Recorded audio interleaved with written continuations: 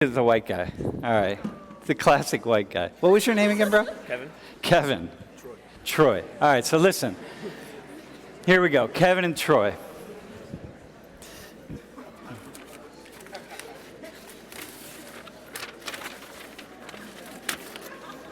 Dude, you're in shorts again, by the way.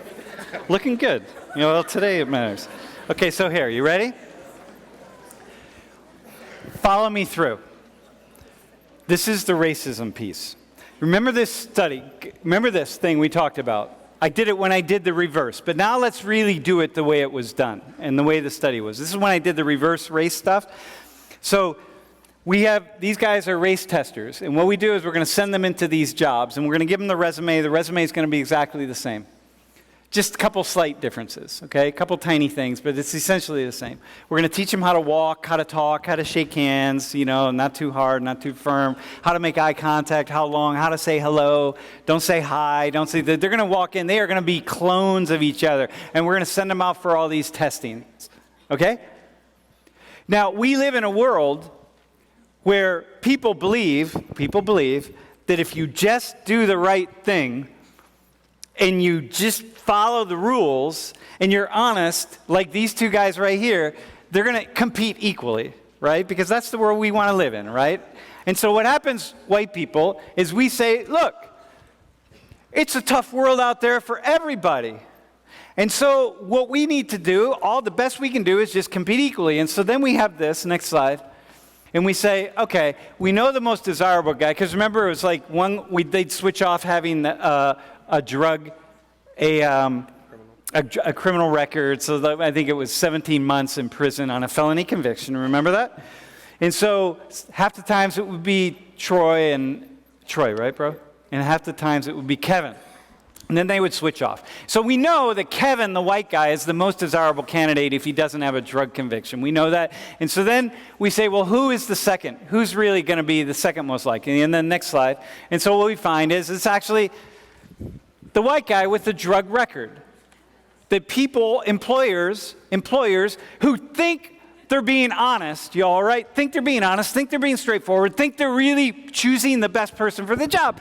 They're still going to choose this guy over this guy. White people, listen, my white brothers and sisters, this is our affirmative action. It's racism, it's discrimination, but it's our affirmative action. The fact that Troy and I, and bro, what's your name again? Nick can be seen as when we're exactly, Kevin and Nick and I can be seen as exactly equal to Troy when we are all the same, when we can think that we're equal. But in fact, employers or people who are out there are gonna be like, no, I'm gonna pick this guy. Even when this guy is clearly more qualified. Because you can create a mythology in your mind that employers pick the most qualified candidate. No, they don't. They sometimes pick the most qualified candidate, but no, they don't. Sometimes employers pick the most qualified candidate. That you can say. But study after study after study after study tells us that, no, man, Kevin, Sam, dude, Nick, and Nick are going to benefit over this guy. You can say, that's not fair. You can say, that shouldn't happen. You can say all sorts of things. But, dude, when Kevin shows up with his job offer, and he's got his job letter here, he doesn't know what just happened with Troy. He doesn't know. Follow this. This is white people and men. Follow this. Kevin, bro, doesn't know how he got the job. He doesn't know that the person reading the resumes actually had this inner sense of whatever it was that he just didn't like this guy, who seems to me eminently mostly likable, except for the little polo thing on your shirt, but otherwise, he doesn't know that he didn't like that guy. He doesn't know that racism got him the job. He doesn't know that. So now, if I'm a white person, and I'm just sitting back, and I'm like you all, right? And I'm just sitting back, and I'm going, well, I'm just here at Penn State, and I'm doing the best that I can do, and I'm trying to make it work for me, and I don't know, I'm competing with you, and I'm competing with Troy, and I'm competing with Drew down there, and I'm competing with all the Indians and the Latinos and everybody else in this class. I'm just assuming that everything is fair. What I'm telling you is it's not. Yo, white folks, there's affirmative action going on, and we're the beneficiaries. So now what we do is we argue about affirmative action. There aren't that many programs, by the way, y'all, that are going to help this guy right here. There aren't that many programs out there. Hang on, can I say that again? There aren't that many affirmative action programs that are going to help this guy. Really. Most black and brown people and women, but black and brown people don't benefit from affirmative action. There are programs, but most people don't benefit. Most people actually have to compete on an even playing field. And guess what happens when you compete on an even playing field? Who wins? Who wins? Dude, what we see again and again, it's Rocky Balboa right here. He wins. So you get that. You get that, y'all, right? That's affirmative action. Benefiting us. So now, tell me, what do we do with that, bro? Yeah, so... Nick, yeah. Nick's going to tell us what to do with that. Well, all right. So this is clearly a legitimate racist system, right? Clearly that's... Yeah, not everything from top to bottom. That there is racism everywhere in the system. Right. So let's just generally look at this in looking at job markets. White people get the job more often for racist reasons, basically, right? So we're more likely to get a job for racist reasons. Yep. So my question, I know neither of us are paid enough to give solutions in this class. Yep. But let's think about a solution, right? So what if let's say these two people walk in with that same resume again? Are you saying that we should have a culture change where we should give the job to the person who's black or brown solely on that decision? No, Because- he doesn't want that. Wait. Right. Hang on. What are you saying? Not automatically. It's more of having it less of a chance that the white person will automatically get it. So it's not like, hey, you're brown, give them the job because of that. It's more like we want an equal chance to be able to be considered for that job. Right. So do you think that in order to kind of disassemble this system, that we should disproportionately consider race like more important for giving the job? Does that make sense? Dude, you're on the spot difficult. here. Kind of. Say yes. Yeah. No, seriously, think about as a black man. What do you want as a black man? I want to say yeah, but I don't want to make it seem like I should be automatically considered as a number one guy because of it. I don't want to make that an automatic thing, but I feel like it all stems back to individuals, because individuals have like come up in a ways to where they automatically may or may not consider me. So I feel like putting this in may not do it, because it all depends on the individual, I feel like. So my question would be, okay, if you're going to look at cases of individuals, and Don't look at individuals, though. We're going to look at groups. right? So if we're not looking at individuals, then you don't have a case by case. You're looking at this general system. A huge system. That's broken. Yep. So how the hell do you solve that? Dude. I have no idea. Yeah, go ahead. Okay, I think if we change it instead of race, Yo, hang on.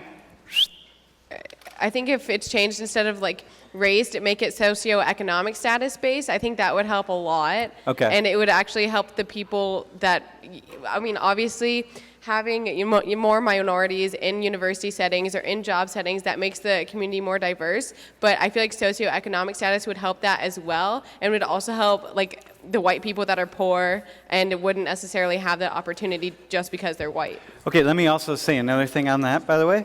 What's that? Nah, financially doesn't come into play. Listen, most affirmative action programs, by the way, here's something else for everybody.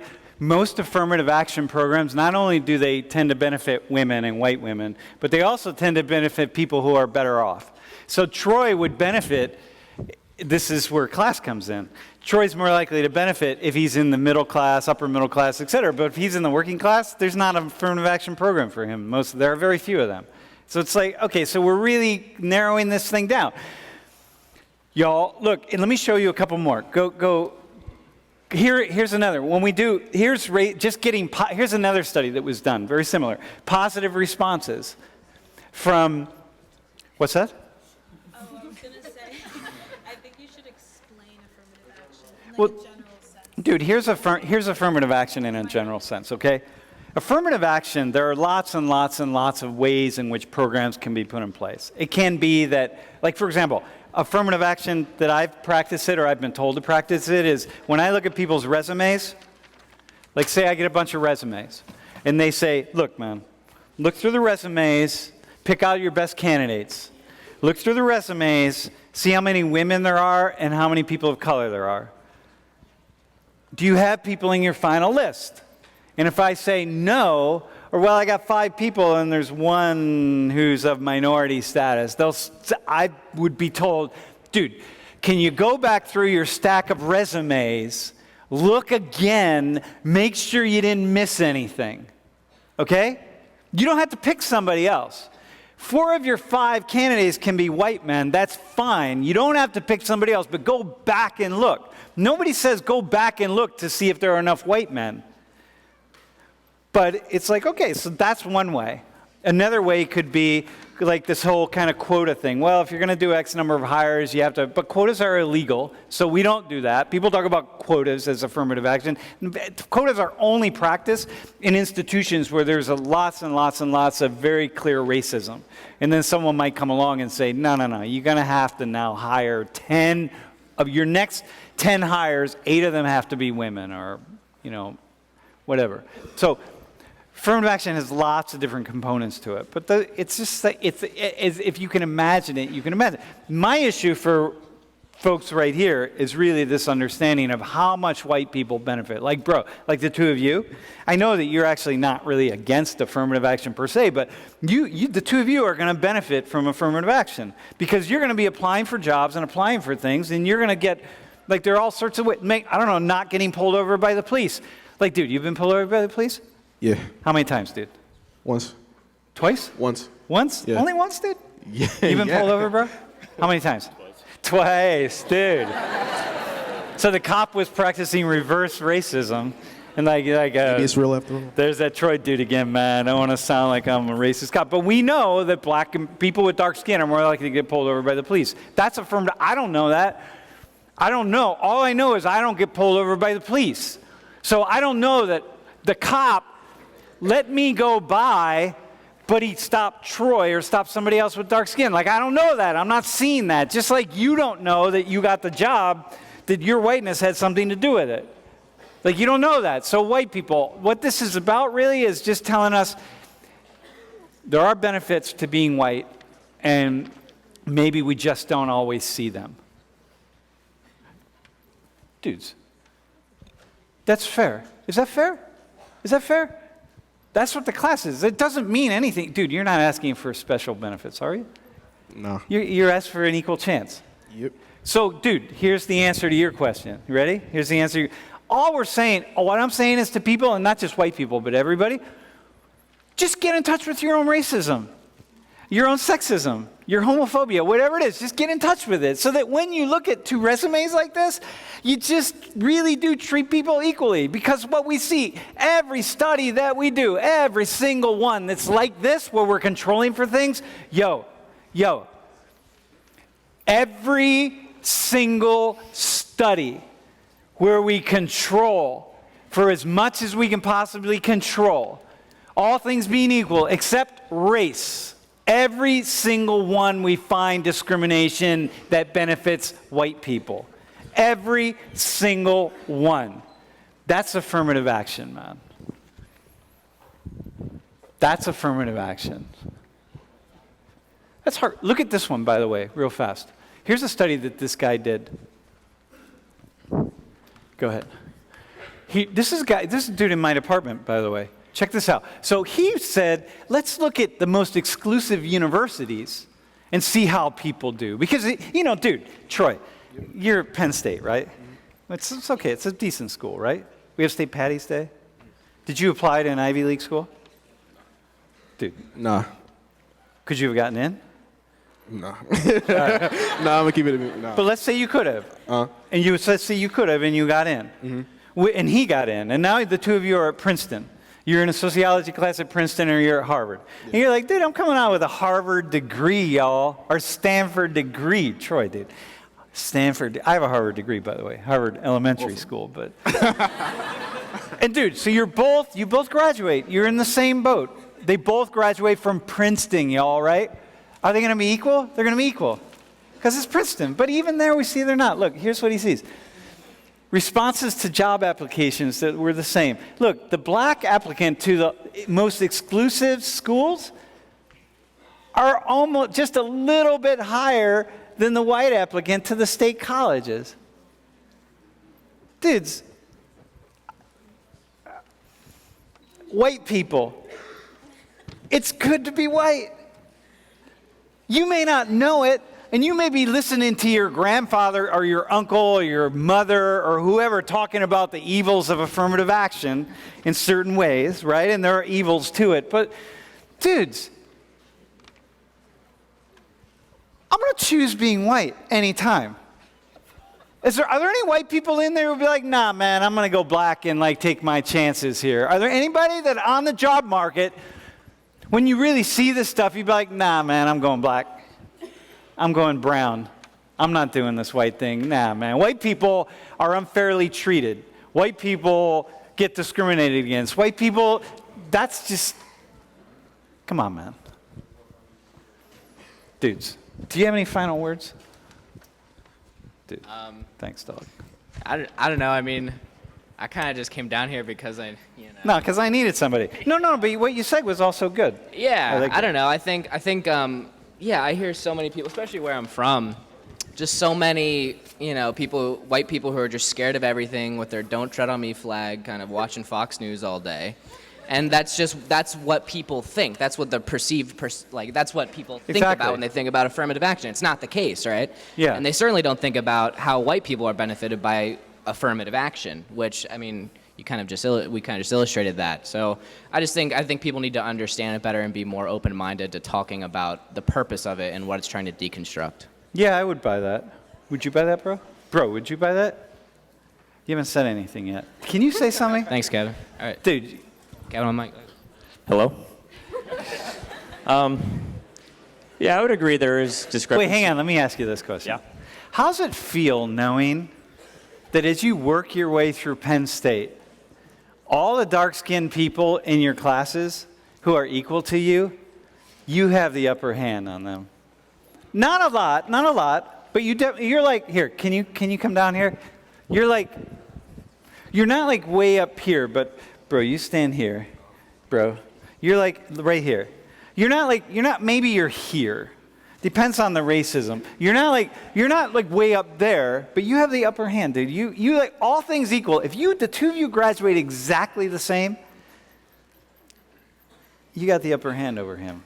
Not everywhere, because some people aren't racist, right? But what we're seeing is that there's a lot of racism. How's that feel, dude?